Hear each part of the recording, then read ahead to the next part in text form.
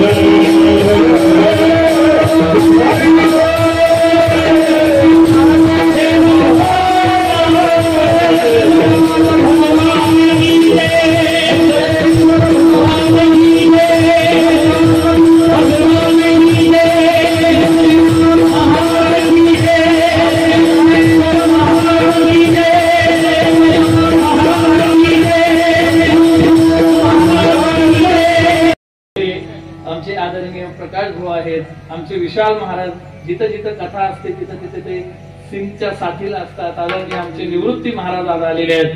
महाराज फार मोठं प्रेरणास्थान आहे आमचं. आदरणीय महेश महाराज आहेत. आदरणीय सर्वच टाळकरी मंडळी, अभिजित महाराज, आपले महाराजांचं काय किरण महाराज गुडके, दोनही चोपदार, अतिशय धष्टपुष्ट खात्या पित्या घरातले चोपदार आपले. आपल्याला तुम्हाला पण गुटगुटीत सुटसुटीत चोपदार आहेत.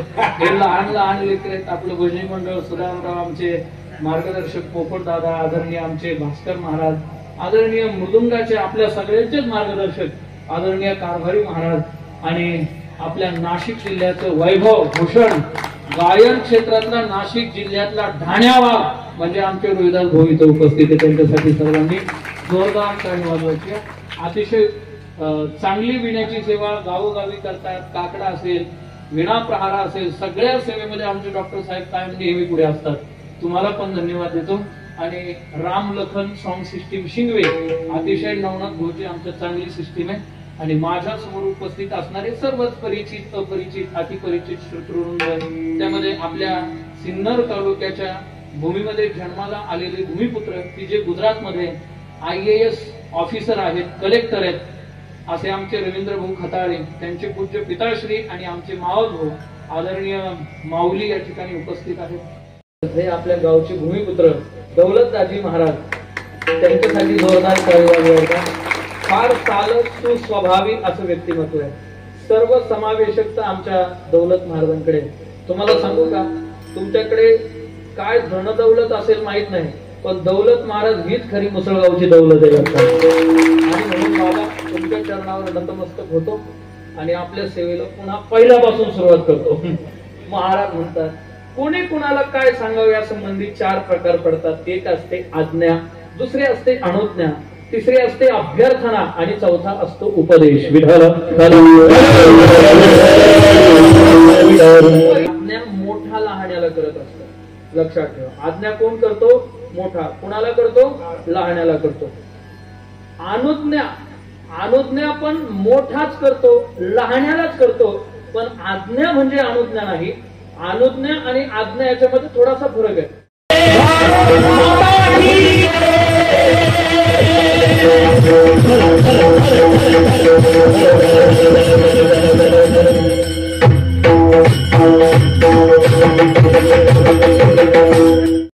बोलिला वेद अनंत बोलिला, अर्थ इतुकाची शोधिला.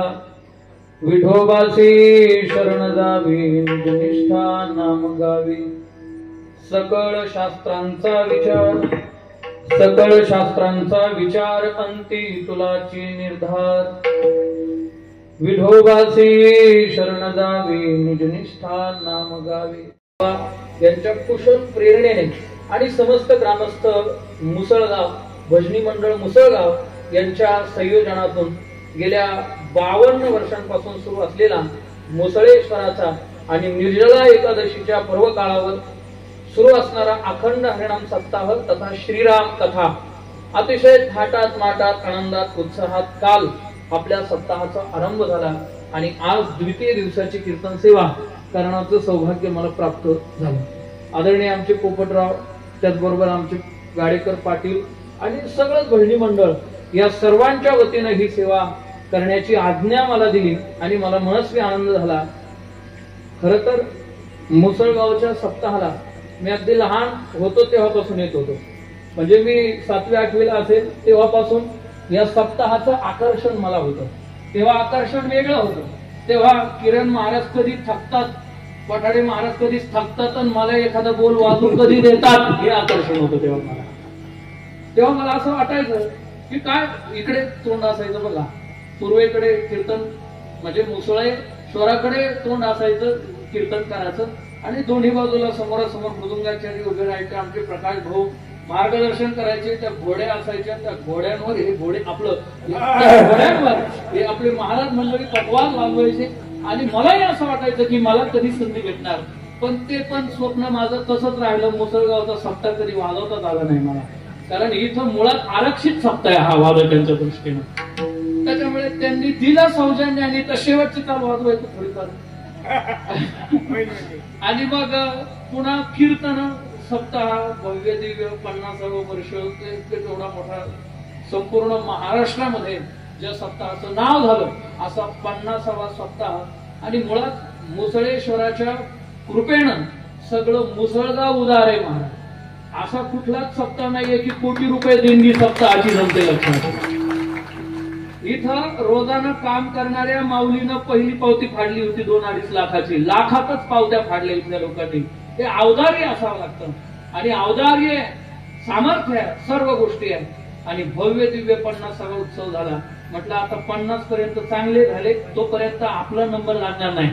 आता याच्या पुढे निघाल्यावर पुन्हा पहिल्यापासून सुरुवात आहे ना, मग 75 पर्यंत असे साध्या शब्दात आपला नंबर लागल असं मला वाटलं. पण तरी पण काय नंबर लागला नाही. मागच्या वर्षी आला होता फोन, परंतु नेमकी माझी तारीख खाली नव्हती. ते म्हटले तीच पाहिजे. यंदा आमचे पोपटराव गाडीकर पाटील घरी आले होते.